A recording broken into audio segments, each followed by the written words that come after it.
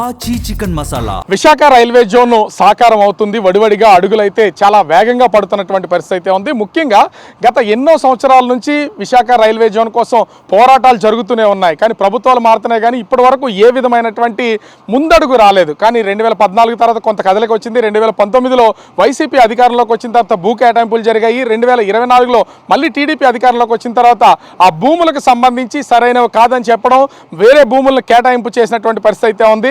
అయితే ఇప్పుడు విశాఖ రైల్వే జోన్కి సంబంధించి సౌత్ కోస్టల్ రైల్వే జోన్కి సంబంధించినటువంటి తాత్కాలిక కార్యాలయాన్ని డెక్కో అంటే విఎంఆర్డీఏకి సంబంధించినటువంటి డెక్లో ఏర్పాటు చేసినటువంటిది అయితే ఉంది. కానీ శాశ్వత బిల్డింగు ప్రధాన కార్యాలయం నిర్మాణం మాత్రం ముడ్సర్లో పార్క్ సమీపంలో ఉన్నటువంటి ఈ ప్లేస్లో జరుగుతుంది. మనం ఒకసారి చూడొచ్చు.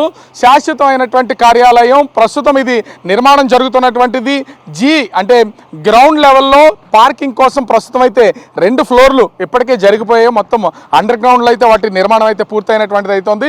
కనిపిస్తున్నటువంటి ప్లేస్ నుంచి 9+1 మొత్తం 10 ఫ్లోర్లు 10కి సంబంధించినటువంటి స్లాబులు అనేది వేయాల్సినటువంటిది అయితే ఉంది. మొత్తం 2 సంవత్సరాల టెన్యూర్ అయితే ఉంది. 2 సంవత్సరాల కాలంలోనే దీన్ని పూర్తి స్థాయిలో నిర్మాణం చేపట్టి ప్రారంభోత్సవం చేయాలి. ముఖ్యంగా చూస్తే నిన్న కేంద్ర మంత్రి అశ్విని వైష్ణవ్ విశాఖ రావడం, గూగుల్ డేటా సెంటర్కి శంకుస్థాపన చేసిన తర్వాత సౌత్ కోస్టల్ రైల్వే జోన్కి సంబంధించి ఒక రివ్యూ అయితే నిర్వహించారు. రైల్వే ఉన్నతాధికారులతో ఆ రివ్యూ నిర్వహించిన తర్వాత జరుగుతున్నటువంటి అంటే శాశ్వత కార్యాలయానికి సంబంధించి ఈ పనులు ఎంతవరకు జరిగాయి ఏంటి అనేది రివ్యూ చేయడంతో పాటుగా విశాఖ అంటే రైల్వే జోన్కి సంబంధించినటువంటి కొత్త రైళ్లు కానీ కొత్త లైన్స్ కానీ ఎంతవరకు వచ్చాయి ఏంటనేది పూర్తి స్థాయిలో సమీక్ష నిర్వహించినటువంటిది అయితే ఉంది. ఇప్పటికే సీఎం చంద్రబాబుతో పాటుగా కేంద్ర మంత్రులు అటు రామ్మోహన్ నాయుడు, అదేవిధంగా పెమ్మసాని చంద్రశేఖర్, శ్రీనివాస్ వర్మ వీళ్ళంతా కేకే లైన్ కూడా విశాఖ రైల్వే జోన్లో కలపాలనే మరొక ప్రతిపాదనను అటు సీఎం చంద్రబాబు సమక్షంలో కేంద్ర రైల్వే శాఖ మంత్రి అశ్విని వైష్ణవ్కి ఇచ్చినటువంటిది అయితే ఉంది.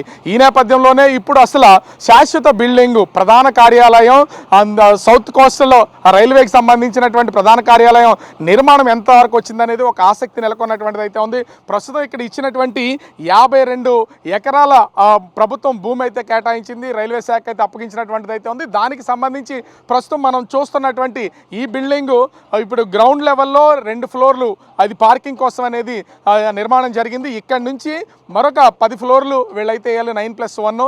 దానికి సంబంధించినటువంటి పూర్తి స్థాయి నిర్మాణం అయితే శరవేగంగా చేస్తున్నటువంటిది అయితే మనం చూడవచ్చు. ముఖ్యంగా ఒక్కటే కాదు, దీనికి తోడు ఈ ప్రధాన కార్యాలయంతో పాటుగా ఇక్కడ ఈ డివిజన్కి సంబంధించినటువంటి మినీ కార్యాలయాలు, చిన్న చిన్న కార్యాలయాల్లోనే వాటన్నిటిని వీటి సరౌండింగ్లోనే నిర్మాణం చేపట్టడానికి రైల్వే శాఖ డిజైన్లు అయితే సిద్ధం చేస్తున్నటువంటి పరిస్థితి అయితే ఉంది.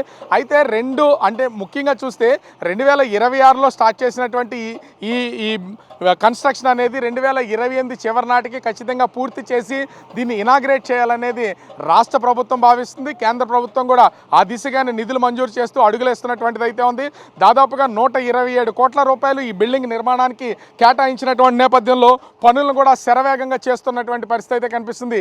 ఎక్కడ ఎలాంటి ఇబ్బందులు లేకుండా ఉండేలాగా పూర్తి స్థాయిలో ఈ సౌత్ కోస్టల్ రైల్వే జోన్, ముఖ్యంగా విశాఖ రైల్వే జోన్ సింపుల్గా చెప్పాలంటే దీనికి సంబంధించినటువంటి నిర్మాణాలన్నీ కూడా శరవేగంగా చేస్తున్నారు. ఎక్కడ పనులకు ఆటంకం కలగడం లేదు.